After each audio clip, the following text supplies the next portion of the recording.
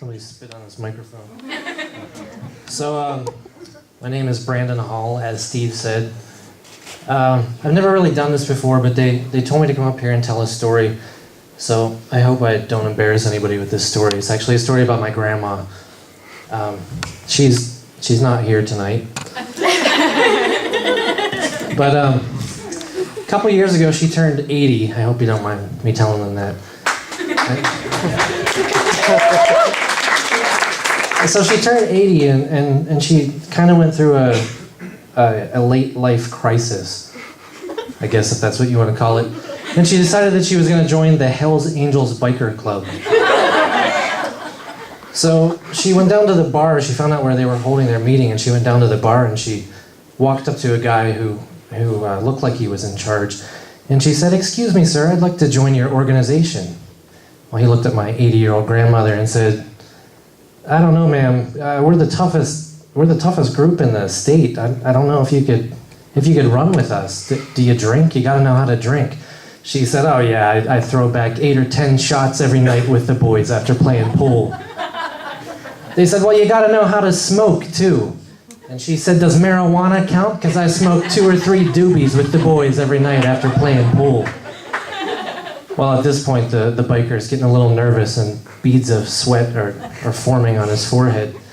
He says, "You don't get it, lady. We're the toughest group in the whole state. Most of these guys have done time. Have you ever been picked up by the fuzz?"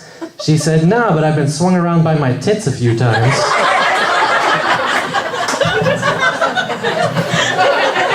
That's a true story. I'm not from Clearfield, but I spent time in Clearfield a lot as a kid. I remember the Clearfield County Fair. Everybody loves it. We used to. Some people don't like it. We used to come to it every year, and my favorite part of it was going to the sideshow to see the freaks. So they don't do that anymore, but the way they used to do it, you walked in, it was $2, you paid your admission, and I was probably 4 or 5 years old at the time. I remember it clearly. I walked in and I saw the world's fattest man, and I saw the bearded woman, which I thought was strange, because usually you don't have to pay to see that in Phillipsburg. They usually just roam around the street. But anyway, we got to the end of the tent, and there was a sign up billing a man with 5 penises. So I was 4 or 5 at the time, and my parents were hesitant about taking me back there. So they opened the door, and there's a man with 5 penises. My mom had a stroke, passed out. And I walked up to the guy, I was 4 or 5 years old. I said, "5 penises, how do your pants fit?" He said, "Like a glove."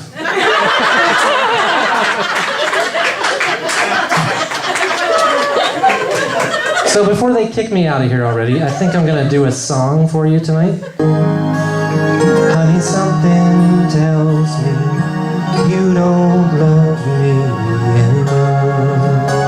Oh, no, got a funny feeling you don't love me anymore. Thank you.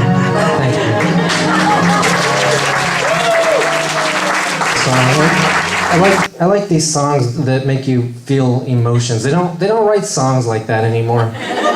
But people always ask me what I think of when I sing a song like that. And it's not necessarily failed relationships, but you think about people that you know, people who were here and now they're gone. And I think I had this neighbor when I was a kid. He was a father figure to me, and he was always giving me advice. And I'll never remember what he said. I'll never forget what he said to me before he kicked the bucket. He said, "Hey, how far do you think I can kick this bucket?" No, but really. No, that's my anti-love song. And I guess I haven't been so lucky in that field. But maybe that'll change after tonight. But anyway, I do have some friends who are in love, and I hope they don't mind me telling this story. But he told me that they went parking one night, and they parked their car near a cemetery. And I'm not talking about who you think I'm talking about.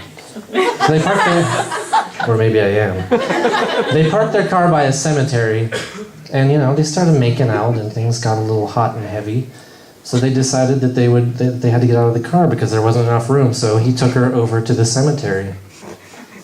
So they took off all their clothes and they just started going at it like all night long. So the next day after that, all night, she was complaining that her back hurt for days afterwards. She decided to go to the doctor. So she went to the doctor, and the doctor examined her back, and he said, "How old are you?" And she said, I'm 25. He said, 25? Your ass says you died in 1980. At the same time of the night. I'd rather have my blood sucked out by leeches, shove an ice pick under a toenail or two. I'd rather clean all the bathrooms at Grand Central Station with my tongue than spend one more minute with you. Yes, I'd rather jump naked in a huge pile of thumbtacks, or stick my nostrils together with crazy glue. I'd rather dive into a swimming pool filled with double-edged razor blades than spend one more minute with you. I'd rather rip my heart right out of my ribcage with my bare hands and then throw it on the floor and stomp on it till I die